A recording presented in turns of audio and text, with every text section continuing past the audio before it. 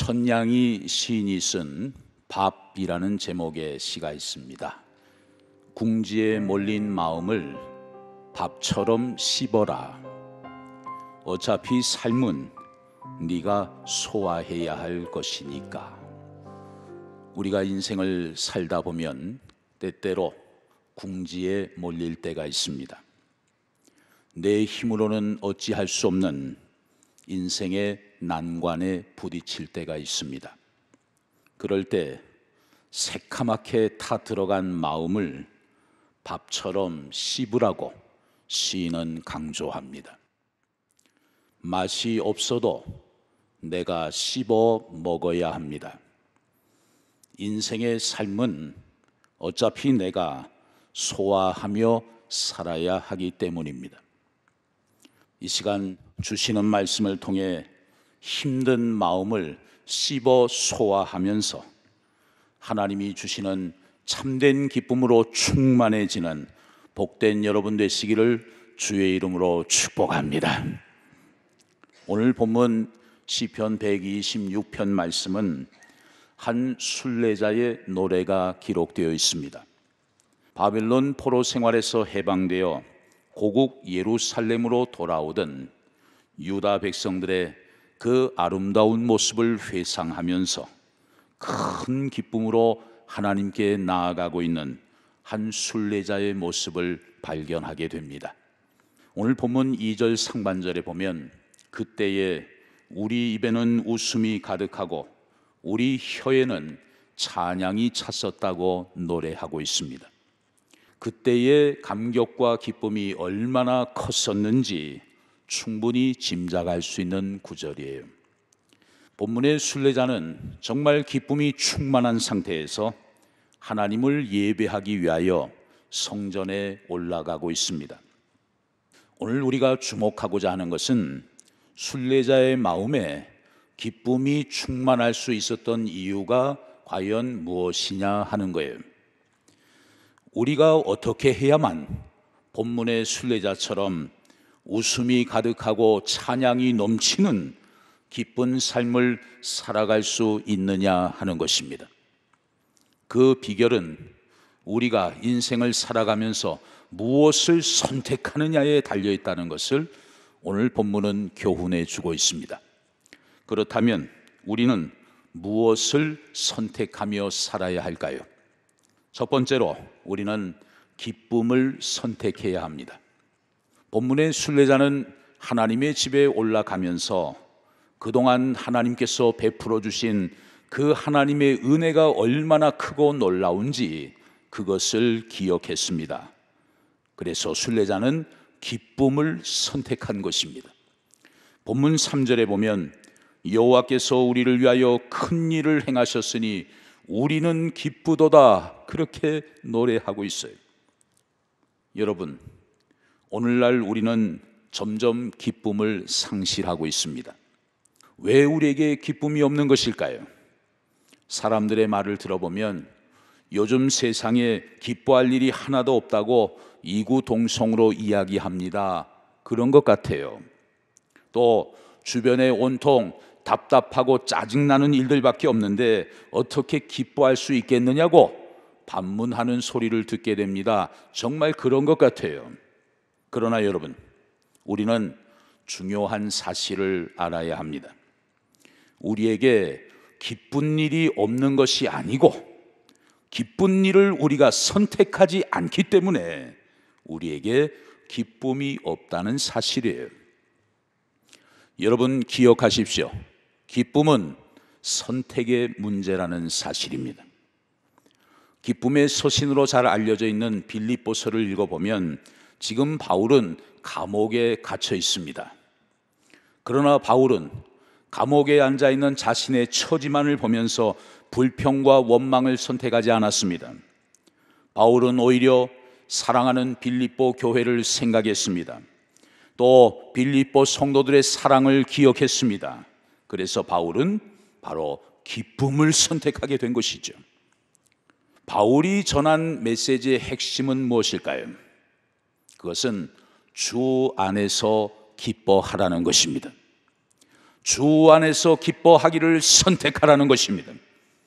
세상에 힘들고 어려운 일들이 많이 있지만 내게 베풀어 주신 놀라운 하나님의 은혜를 기억하면서 기뻐하는 삶을 살기로 결단하라는 것입니다. 여러분, 예수 믿기 전에 우리의 실존적인 모습은 어떠했습니까? 우리 모두는 죄에 얽매여 있었습니다. 고통에 사로잡혀 있었습니다. 매일매일의 일상의 삶 속에서 경제적인 문제, 건강의 문제, 자녀들의 문제, 이런저런 문제에 찌들려 살다가 결국 영원히 멸망하게 될 저와 여러분이었어요. 그러한 우리들을 하나님이 구원해 주셔서 하나님의 자녀가 되게 하시고 거룩한 성도가 되게 하시고 유일하신 참신 하나님을 예배하는 하나님의 친백성으로 우리를 만들어 주셨어요. 죄인에서 의인의 자리로 우리를 바꾸어 주셨습니다. 마귀의 자식에서 하나님의 자녀로 우리의 신분을 변화시켜 주셨습니다. 지옥에서 천국으로 우리를 옮겨 주셨습니다. 영원한 하나님의 나라를 유업으로 얻는 하나님 나라의 상속자가 되게 주셨습니다. 그 크신 구원의 은혜를 생각하면서 주 안에서 항상 기뻐하라고 성경은 우리에게 교훈해 주고 있는 것이죠. 한번 따라하겠습니다. 주 안에서 항상 기뻐하라. 누가복음 10장에 보면 예수님께서 12 제자들과 함께 복음 사역을 하시다가 너무 일이 많으셔요. 그래서 70명의 제자들을 따로 부르셨습니다. 2명씩 짝을 지어서 복음을 전하도록 마을로 파송하셨어요. 70명의 제자들이 나가서 열심히 복음을 전한 후에 돌아와서 예수님께 전도 보고를 하는 내용이 누가복음 10장에 기록되어 있습니다. 예수님 참 신났습니다. 우리가 나가서 주의 이름으로 복음을 전했더니요, 귀신들도 우리에게 항복을 했습니다. 참 기분 좋습니다. 그랬더니 예수님께서 이런 말씀을 하세요. 누가복음 10장 20절에 보면 그러나 귀신들이 너희에게 항복하는 것으로 기뻐하지 말고 너희 이름이 하늘에 기록된 것으로 기뻐하라, 그렇게 말씀하세요. 귀신들이 너희에게 항복하는 것, 눈에 보이는 것, 그러한 것들로 인해 기뻐하는 시시한 사람들 되지 말고 너희 이름이 하늘의 생명책에 기록되어 있다는 것, 그러한 신령한 은혜로 인하여 기뻐하는 성숙한 하나님의 사람들이 되라고 예수님 친히 말씀해 주신 것입니다. 한 번 더 따라하겠습니다. 너희 이름이 하늘에 기록된 것으로 기뻐하라. 여러분, 무엇 때문에, 누구 때문에 기쁘지 않다고 말하지 마십시오. 문제는 우리가 기쁨을 선택하지 않기 때문이에요. 감사할 일이 너무 많은데 문제가 뭐예요? 우리가 감사를 선택하지 않는다는 데 문제가 있어요. 내 이름을 하늘의 생명책에 기록해 주신 하나님, 나를 자녀 삼아 주신 하나님, 영원한 하나님의 나라를 유업으로 얻게 해주신 하나님, 오늘 내가 세상을 떠난다 하더라도 이제는 지옥으로 가지 아니하고 천국에서 영원히 주와 함께 영생의 복을 누리게 하시는 하나님, 나를 위하여 큰 일을 행하신 하나님의 은혜를 생각하면서 날마다 기쁨을 선택하며 살아가는 복된 여러분 되시기를 주의 이름으로 축복합니다. 두 번째로, 우리가 기쁨을 선택했다면 이제 그 기쁨을 지켜나가기 위해서 우리는 기도를 선택해야 합니다. 왜냐하면 하나님의 은혜를 받아들이고 기쁨을 선택했다 하더라도 내 삶 속에는 여전히 현실적인 문제들이 많이 남아있기 때문이에요. 오늘 본문의 순례자도 민족적으로 또 개인적으로 계속 문제를 안고 있었습니다. 아직 온전한 회복이 되지 못했던 거예요. 그래서 본문 4절에 보면 여호와여 우리의 포로를 남방 시내들 같이 돌려보내소서, 그렇게 기도하고 있어요. 이게 무슨 의미일까요? 마치 비가 오면 말라붙었던 시냇물의 물길이 다 돌아오는 것처럼 아직 고국에 돌아오지 못하고 바벨론 땅에 남아있는 포로들을 하나님의 은혜로 다 돌려보내달라고, 남아있는 이 현실적인 문제들을 다 해결해 달라고 기도하고 있는 한 순례자의 모습을 볼 수 있는 것입니다. 오늘 우리의 상황은 어떻습니까? 본문의 순례자처럼 우리들도 역시 개인적으로, 가정적으로, 또 국가적으로 많은 문제들을 안고 있어요. 제가 우리 성도님들 신방을 해보면 성도님들 가정마다 문제없는 가정이 없구나, 그걸 깨닫게 됩니다. 겉으로는 멀쩡해 보입니다. 참 행복하게 인생길을 걸어가는 것 같아요. 그러나 신방을 가서 직접 대화를 나누어 보면 정말 남에게 말할 수 없는 인생의 아픔과 고난의 시련들이 성도님들 가정마다 많이 있는 것을 보게 됩니다. 뭐 가정에만 어려움이 있을까요? 우리 국가적으로는 어려움이 없을까요? 대한민국은 우리 스스로 살아갈 수 있는 그런 경제 구조가 아닙니다. 다시 말하면 해외 의존도가 굉장히 높은 경제 구조를 갖고 있습니다. 대한민국에서 무슨 일을 하든지 간에 벌고 있는 수입의 약 80% 가까이는 전 세계 230개 나라에서부터 들어오고 있는 거예요. 대한민국이라는 이 좁은 땅덩어리에서 국민들이 지금 자급자족을 하고 있다고 생각한다면 그건 큰 오산이죠. 그렇기 때문에 오늘날 심각한 세계 글로벌 경제 위기 속에서 대한민국의 경제가 지금 많은 어려움과 도전에 직면해 있다는 것을 우리는 너무나 절실하게 느끼고 있습니다. 여러분, 오늘 본문의 순례자는 개인적으로 또 민족적으로 아직 해결되지 않은 문제들 속에서 선택을 했어요. 무엇을 선택했나요? 바로 기도를 선택했다는 사실을 여러분 주목하십시오. 사실 우리는 항상 선택의 기로에 서 있습니다. 우리가 믿음으로 기쁨을 선택했다면 그 다음에는 기도하기를 선택할 것인지 염려하기를 선택할 것인지를 또다시 결정해야 합니다. 만약에 우리가 현실의 어려움만을 바라보면서 염려를 선택한다면 여러분의 기쁨은 금세 사라져버리고 말 거예요. 염려는 한마디로 말하면 기쁨 도둑이기 때문입니다. 염려는 우리의 기쁨을 다 빼앗아 버립니다. 그러나 우리가 기도를 선택한다면 거기에는 하나님의 약속이 있어요. 빌립보서 4장 6절 7절 말씀에 보면 아무것도 염려하지 말고 다만 모든 일에 기도와 간구로 너희 구할 것을 감사함으로 하나님께 아뢰라.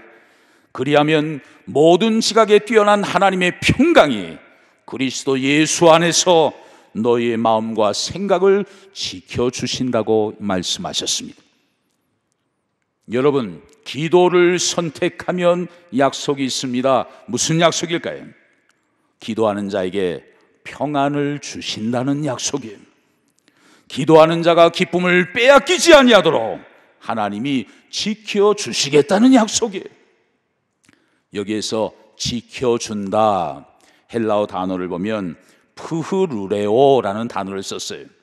이 단어의 뜻은 뭔가 가치가 있는 것을 보호하기 위해서 보초를 서준다는 군사 용어입니다.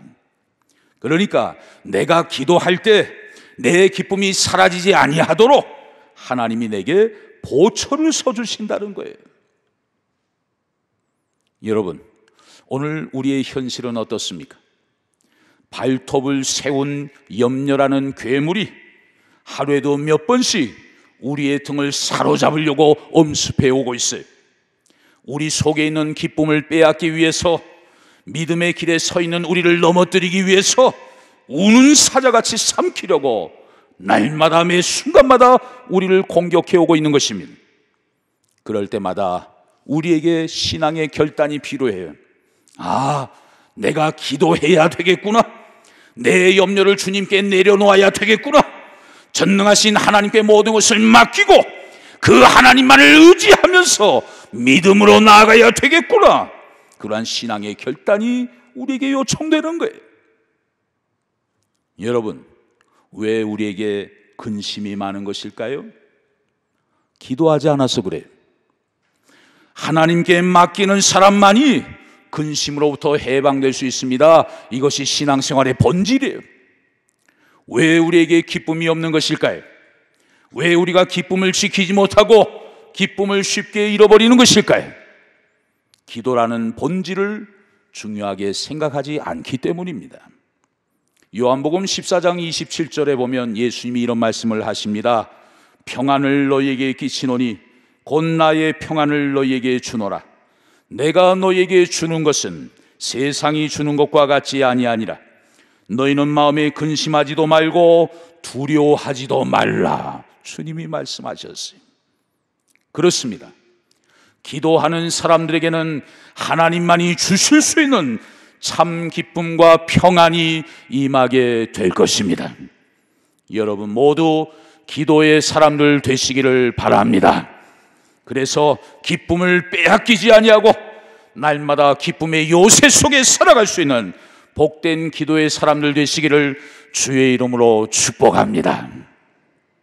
세 번째로, 우리가 기쁨을 선택하고 기쁨을 지켜나가기 위해서 기도하기를 선택했다면 이제는 그 기쁨을 키워나가기 위해서 우리는 울며 씨를 뿌려야 합니다.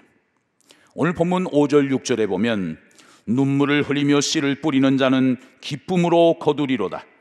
울며 씨를 뿌리러 나가는 자는 반드시 기쁨으로 곡식단을 가지고 돌아오리로다 말씀했습니다. 여기에서 우리는 특별한 단어를 하나 발견하게 됩니다. 눈물이라는 단어예요. 일반적으로 운다는 것, 또 눈물을 흘린다는 것, 왠지 기쁨과는 어울리지 않는 슬픈 단어처럼 보입니다. 오히려 기쁨을 빼앗아가는 단어 같아요. 그런데 왜 성경은 이 기쁨 앞에 눈물이라는 단어를 기록하고 있을까요? 왜냐하면 그리스도인들의 참된 기쁨은 눈물과 고통의 터널을 지난 이후에 비로소 얻어지는 것이기 때문입니다. 영적 세계에서 고난 없는 영광은 결코 있을 수 없기 때문이에요. 그래서 성경은 그리스도인의 기쁨 속에 언제나 눈물을 없애버리지 않는 것이죠. 어느 가정에서 일어난 너무나 안타깝고 딱한 이야기를 제가 들었습니다. 여러분에게 잠시 소개합니다. 남편이 교통사고로 죽었습니다. 그런데 억울하게도 죽은 남편이 가해자로 몰리고 말았어요. 그래서 남은 가족은 있는 재산을 다 빼앗기고 말았습니다. 그리고 부인과 초등학교 3학년, 초등학교 1학년 두 아들이 있었는데 모두 길거리로 내쫓기고 말았습니다. 간신히 어느 지인의 헛간 일부를 빌려서 살게 되었습니다. 엄마는 아침 6시에 집을 나서서 빌딩 청소를 합니다. 그리고 낮에는 학교 급식을 돕고 밤에는 식당에서 접시를 닦으면서 참으로 고된 생활을 해야만 했습니다. 그러다 보니까 집안 일은 그냥 자연스럽게 초등학교 3학년 큰 아들 몫이 되었습니다. 그래도 참 다행인 것은 이 큰아이가 일찍 철이 들어서 엄마를 잘 도와주었어요. 어느 날이었습니다. 엄마는 냄비에 콩을 잔뜩 집어넣고 집을 나서면서 이렇게 메모를 썼습니다. 큰아들 이름이 영호입니다. 영호야, 냄비에 콩을 앉혀 놓았으니 이것을 졸여서 오늘 저녁 반찬으로 해라.